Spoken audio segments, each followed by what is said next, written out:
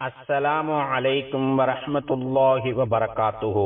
Abu Dhabi, Dubai, Sharjah மற்றும் ஏனைய ஐக்கிய அரபு அமீரக பள்ளிவாசல்களில் வெள்ளிக்கிழமை ஓதப்படும் ஜுமா உரை. வெளியீடு ஐக்கிய அரபு அமீரக அரசின் இஸ்லாமிய விவகாரத்துறை. தேதி வெள்ளிக்கிழமை ரபியுல் அவ்வல் பிறை 28 ஹிஜ்ரி 1445, 13 அக்டோபர் 2023. தலைப்பு: போதைப் பொருட்களில் இருந்து நமது பிள்ளைகளை பாதுகாப்பது. தலைப்பு: போதைப் பொருட்களில் இருந்து நமது பிள்ளைகளை பாதுகாப்பது. எல்லா புகழும் அல்லாஹுக்கே. அவன்தான் உயர்தரமானவற்றை ஹலாலாக்கி வைத்திருக்கிறான். மேலும் போதை தரக்கூடியவற்றை அவன்தான் ஹராமாக்கி வைத்துள்ளான். மேலும் வணக்கத்திற்குரியவன் அல்லாஹுவையன்றி வேறு யாரும் இல்லை. ஆட்சி அதிகாரங்கள் அவன் வசமே உள்ளன. அவனுக்கு யாதொரு இணையுமில்லை என்று நான் சாட்சி கூறுகிறேன். எங்கள் திருநபி முஹம்மது ஸல்லல்லாஹு அலைஹி வஸல்லம் அவர்கள் அல்லாஹுவின் அடியாராகவும் தூதராகவும் இருக்கிறார்கள் என்று நான் சாட்சி கூறுகிறேன். யா அல்லாஹ், எங்கள் தலைவர் நபிகள் நாயகம் ஸல்லல்லாஹு அலைஹி வஸல்லம் அவர்கள் மீதும் அவர்களின் புனிதமிக்க குடும்பத்தினர் மீதும் தியாகம் நிறைந்த அவர்களின் தோழர்கள் மீதும் உலக முடிவு நாள் வரை அழகிய முறையில் அந்த தோழர்களை பின்பற்றி நடக்கும் முஸ்லிம்கள் மீதும் இறைவா நீ ஸலவாத்தும் சலாமும் பொழிந்திடுவாயாக. கவனமாக கேளுங்கள். இறைவனுக்கு அஞ்சி நடப்பதை எனக்கும் உங்களுக்கும் உபதேசிக்கிறேன். பரிசுத்த நாயனாகிய அல்லாஹ் கூறுகிறான்: வத்தகூ யௌமன் துர்ஜஊன ஃபீஹி இலல்லாஹ் ஸும்ம துவஃபா குல்லு நஃப்ஸின் மா கஸபத் வஹும் லா யுலமூன். மேலும் ஒரு நாளை பற்றி பயப்படுங்கள். அந்நாளில் நீங்கள் அனைவரும் அல்லாஹுவிடம் கொண்டு வரப்படுவீர்கள். ஒவ்வொரு ஆத்மாவிற்கும் அவை செய்த செயல்களுக்கு முழுமையாக கூலி கொடுக்கப்படும். மேலும் அவர்கள் அநியாயம் செய்யப்பட மாட்டார்கள் என்று இறைவன் திருமறையில் கூறுகிறான். முஃமின்களே, அல்லாஹு தஆலா தனது தூதர் நபிகள் நாயகம் ஸல்லல்லாஹு அலைஹி வஸல்லம் அவர்களை குறித்து இவ்வாறு கூறுகிறான்: வயுஹில்லு லஹுமுத் தய்யிபாத்தி வயுஹர்ரிமு அலைஹிமுல் ஹபாயிஸ். இத்தூதரோ அவர்களை நன்மையான காரியங்களை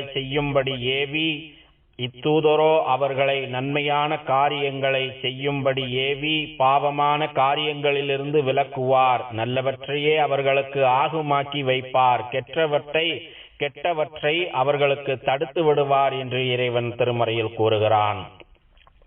போதைப் பொருட்கள் தான் தீங்கு விளைவிக்க கூடிய பொருட்களிலேயே மிகவும் கடுமையானது மற்றும் பெரிய அளவிற்கு பாதிப்பை ஏற்படுத்தக்கூடியதாகும். காரணம், அது மார்க்க ரீதியான செயல்பாடுகளை பன்மடங்காக குறைத்து விடுகிறது. மேலும் நன்றாக இயங்க வேண்டிய மனசாட்சியை உருக்குலைத்து விடுகிறது. போதைப் பொருட்களுக்கு அடிமையானவர் முதலில் தமக்குத்தானே தீங்கிழைத்துக் கொள்கிறார். தமது பெற்றோர்களின் நம்பிக்கையை தக்க வைத்து அவர்களின் பெயரை காப்பாற்ற தவறிவிடுகிறார். சமூகத்தில் உள்ள மற்றவர்களின் கௌரவத்தையும் கண்ணியத்தையும் உணராமல் செயல்படுகிறார். இரத்த வழி உறவினர்கள் மற்றும் பக்கத்து வீட்டில் உள்ளவர்களுக்கு நிறைவேற்றி தர வேண்டிய பொறுப்புகளை உணராமல் நடந்து கொள்கிறார். தமது மனைவிக்கு நிம்மதியை தருவதில்லை. மேலும் தமது பிள்ளைகளிடம் கருணையோடு நடந்து கொள்வதில்லை. நல்ல நிலையில் இருந்த ஒரு குடும்பம் இத்தகைய போதை பழக்கத்தினால் ஆட்டம் காண ஆரம்பிக்கிறது. ஒருவர் மீது ஒருவருக்கு இருந்த அன்பான பிடிப்பு தளர தொடங்குகிறது. மேலும் குடும்ப உறுப்பினர்களின் கவலைகளை நாளுக்கு நாள் அதிகரிக்க செய்கிறது. அல்லாஹுவின் அடியார்களே, இத்தகைய பாதிப்புகளை தவிர்க்க வேண்டும் என்பதற்காகவே மனிதனின் சுய அறிவை தடுமாறச் செய்யும் ஒவ்வொரு போதைப் பொருட்களையும் பரிசுத்த நாயனாகிய அல்லாஹு தடை செய்துள்ளான். இவ்வாறு தடை செய்யப்பட்டுள்ள போதைப் பொருட்கள் மனிதனின் அறிவை கொஞ்சம் கொஞ்சமாக அரித்து விடுகிறது. மேலும் அந்த போதைப் பொருள் மனிதன் மீது கொஞ்சம் கொஞ்சமாக ஆதிக்கம் செலுத்தி முழுமையாக அந்த மனிதனை இல்லாமல் செய்து விடுகிறது. இதனால் தான் இத்தகைய போதைப் பொருட்களை பற்றி இவ்வாறு திருமறை குர்ஆனில் இறைவன் வர்ணித்து கூறுகிறான்: ரிஜ்சும் மின் அமலி ஷைத்தான். நம்பிக்கையாளர்களே, இவை ஷைத்தானுடைய அருவருக்கத்தக்க வேலைகளில் உள்ளவையாகும் என்று இறைவன் திருமறையில் கூறுகிறான். இதனால்தான் போதை தரக்கூடிய எல்லா பொருட்களை விட்டும் தவிர்ந்து இருக்குமாறும், அத்தகைய அறிகுறி அடையாளங்கள் இருக்கும் பொருட்களை விட்டும் தூர விலகி இருக்குமாறு பரிசுத்த நாயனாகிய இறைவன் நமக்கு கட்டளையிடுகிறான்.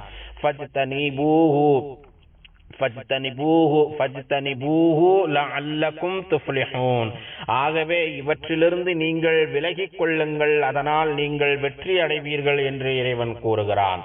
அல்லாஹுவின் அடியார்களே, போதைப் பொருட்களை விட்டு தங்கள் பிள்ளைகளை தற்காத்து வளர்ப்பது ஒவ்வொரு பெற்றோர்களின் மிகப்பெரிய கடமையாகும். இது குறித்து நாளை மறுமையில் தாம் விசாரிக்கப்படுவோம் என்கிற பொறுப்புணர்ச்சியோடு தாம் விசாரிக்கப்படுவோம் என்கிற பொறுப்புணர்ச்சியோடு அந்த பெற்றோர்கள் நடந்து கொள்ள வேண்டும். இறை தூதர் கண்மணி நாயகம் ஸல்லல்லாஹு அலைஹி வஸல்லம் அவர்கள் கூறுகிறார்கள், இன்னல்லாஹ ஸாயிலுன் குல்ல ராஇன் அம்மஸ்தரஆஹு அம் அஹஃபில அம் லையா ஹத்தா யஸ்அல ar-ரஜுலு அன் அஹ்லி பைத்தி. ஒவ்வொரு கண்காணிப்பாளரையும் அவர் மேய்ப்பவற்றை பற்றி நாளை மறுமையில் நிச்சயமாக அல்லாஹ் கேள்வி கணக்கு கேட்கிறான். அவர் அதனை பாதுகாத்தாரா அல்லது வீணாக்கி விட்டாரா என்று கேட்கப்படும். ஒரு மனிதன் தன்னுடைய குடும்பத்தினரை எவ்வாறு கண்காணித்தான் என்பது பற்றியும் அவனிடம் கேட்கப்படும் என்று இறை தூதர் கண்மணி நாயகம் ஸல்லல்லாஹு அலைஹி வஸல்லம் அவர்கள் கூறுகிறார்கள். எனவே ஒவ்வொரு தந்தைமார்களும் தாய்மார்களும் தங்கள் பொறுப்புணர்ச்சியை உணர்ந்து செயல்பட வேண்டும். தமது பிள்ளைகளை கண்ணும் கருத்துமாக வளர்க்க வேண்டும். பிள்ளைகள் மீது நம்பிக்கை வைக்க வேண்டும். அதே சமயம் அவர்களை மிக நேர்த்தியாக கண்காணிக்கவும் தவறக்கூடாது. அவர்களுக்கு தேவையான உதவிகளை செய்து கொடுக்க வேண்டும். அவர்களோடு சேர்ந்து ஒன்றாக அமர வேண்டும். பிள்ளைகள் சொல்வதை மிகவும் அக்கறையுடன் காது கொடுத்து கேட்க வேண்டும். போதிய அளவிற்கு நேரம் ஒதுக்கி ஒவ்வொன்றையும் அவர்களின் அறிவிற்கு புரியும்படி நாம் எடுத்து கூறி ஆபத்தானவர்களை பற்றிய விழிப்புணர்வை அவர்களுக்கு நாம் ஏற்படுத்த வேண்டும். அவர்களை அரவணைத்து அன்புருக அவர்களுக்கு அறிவுரைகள் கூற வேண்டும். அவர்களின் அன்றாட நடவடிக்கைகள் போக்குகளை கூர்ந்து கவனித்து வர வேண்டும். அவர்களின் நட்பு வட்டாரத்தையும் நாம் நன்கு தெரிந்து வைத்திருக்க வேண்டும்.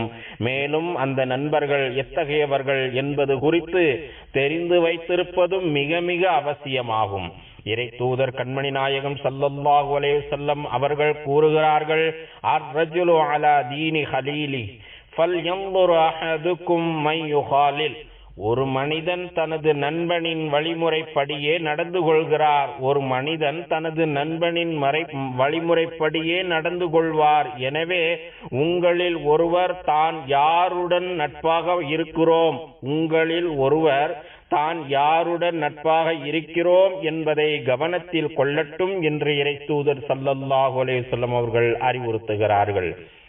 பெற்றோர்களுக்கு பின்வரும் பொறுப்புகள் உள்ளன. தங்கள் பிள்ளைகள் நாள் தவறாமல் பள்ளிக்கு சென்று வருவதை உறுதி செய்யும் வருகை பதிவேட்டினை கவனித்து வர வேண்டும். பிள்ளைகள் படிப்பில் எப்படி இருக்கிறார்கள், தேர்வுகளில் அவர்கள் பெற்று வரும் மதிப்பெண் விகிதங்கள் உள்ளிட்டவற்றை கண்காணித்து வர வேண்டும். பயனுள்ளவற்றில் பொழுதுகளை கழிக்க வேண்டும் என்று பிள்ளைகளுக்கு அவ்வப்போது நாம் ஆர்வமூட்டிக் கொண்டே இருக்க வேண்டும். தமது அறிவை மென்மேலும் வளர்த்துக் கொள்வதற்காக பயனுள்ள பல நூல்களை நமது பிள்ளைகள் வாசிக்க வேண்டும். தங்கள் உடல் வலிமையை மெருகேற்றும் வகையில் பல்வேறு வகையான உடற்பயிற்சிகளையும் தற்காப்பு கலைகளையும் கற்க வைக்க வேண்டும். மேலும் தங்கள் திறமைகளை கூர்தீட்டிக் கொள்வதற்காக கூடுதல்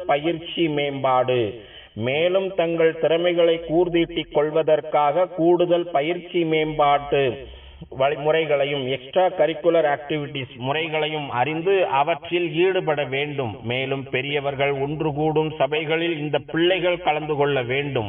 சமூக அமைப்புகளின் ஒன்று கூடலிலும் கலந்து கொள்ள வேண்டும். இதனால் பிள்ளைகளின் ஆளுமைகள் மேம்படும்.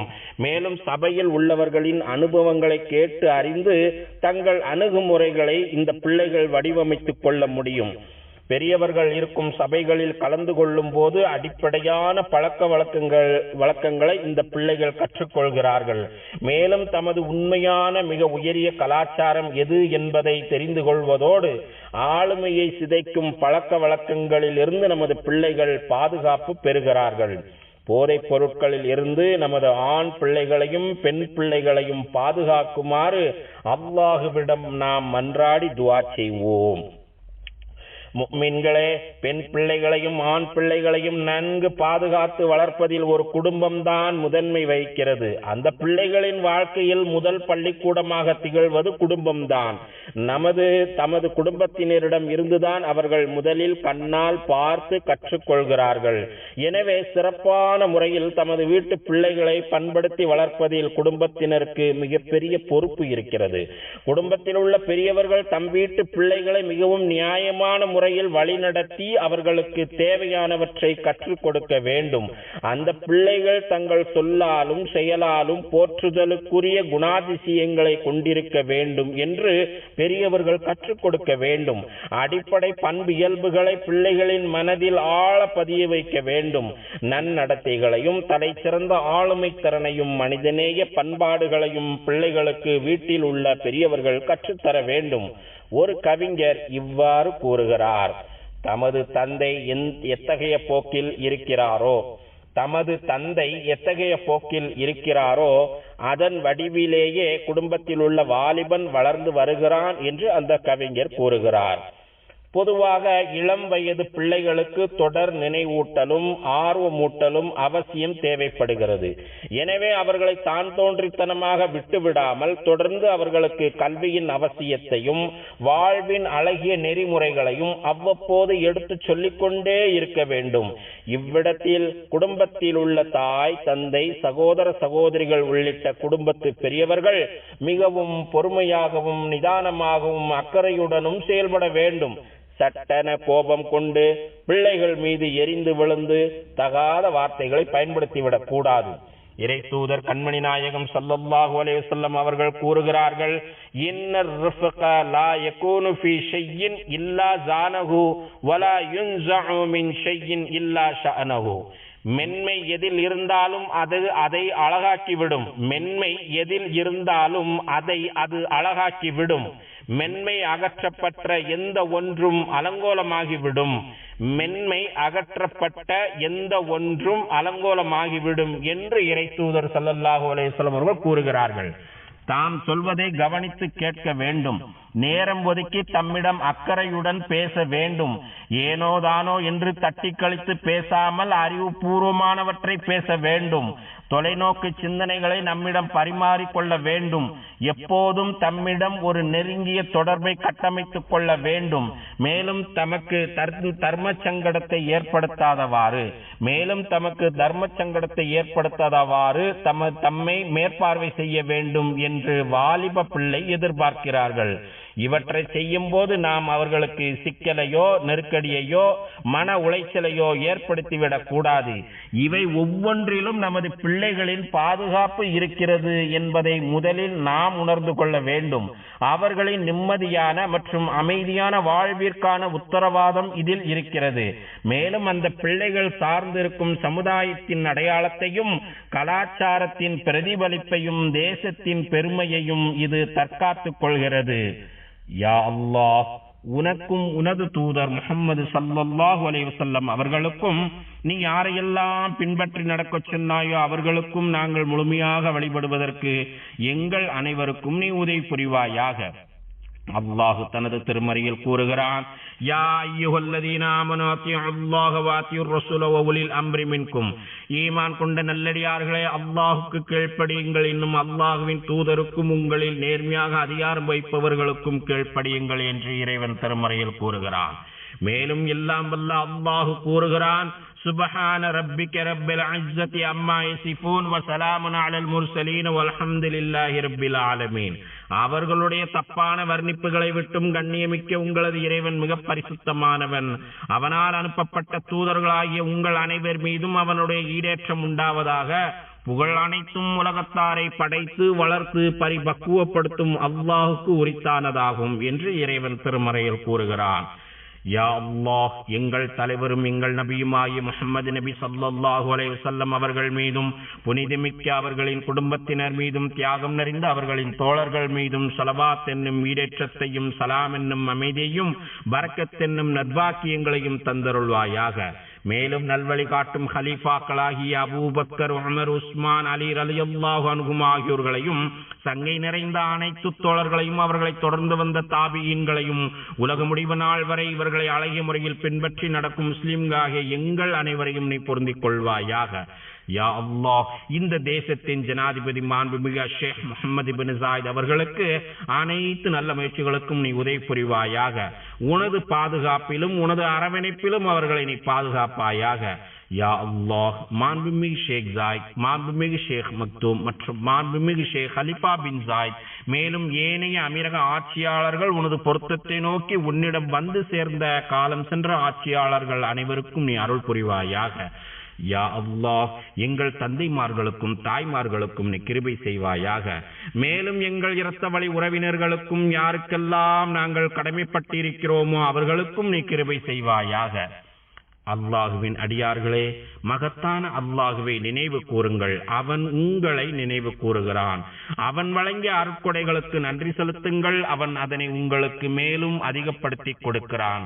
தொழுகையை நிலைநாட்டுங்கள். ஸதக்கல்லாஹுல் அலீம். வஸ்ஸலாத்து வஸ்ஸலாமு அலா ரசூலிஹின் நபியில் கரீம்.